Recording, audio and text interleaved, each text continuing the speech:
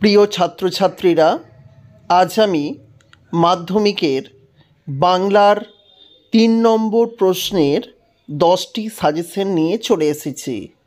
অর্থাৎ মাধ্যমিক 2025 যেসব ছাত্রছাত্রীরা পরীক্ষা দিচ্ছ তাদের জন্য 3 নম্বরের বাংলার 3 নম্বরের সাজেশন কি হতে চলেছে এই ভিডিওতে তোমাদের জানাবো।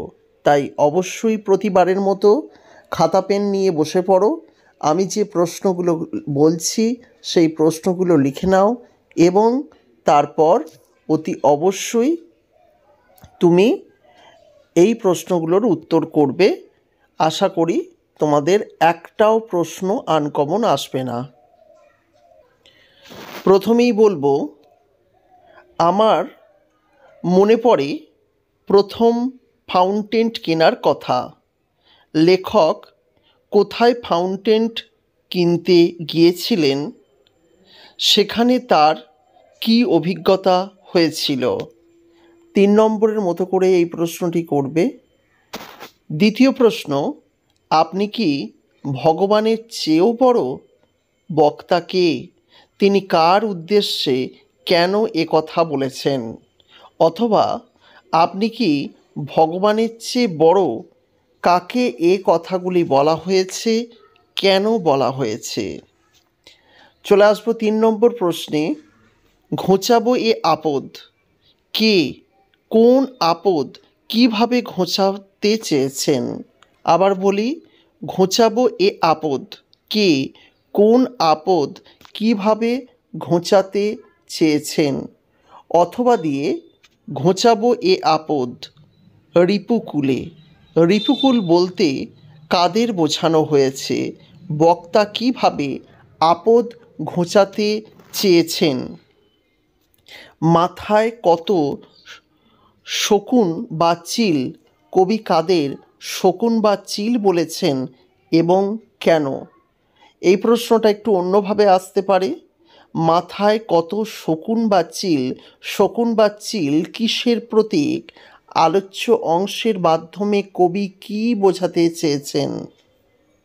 5 নম্বর প্রশ্ন চলে আসবো। বাহ, এ তো বেশ মজার ব্যাপার। বক্তা কে, আর মজার ব্যাপারটাই বা কী? হায় বিধি বাম মমপতি। বক্তা কে?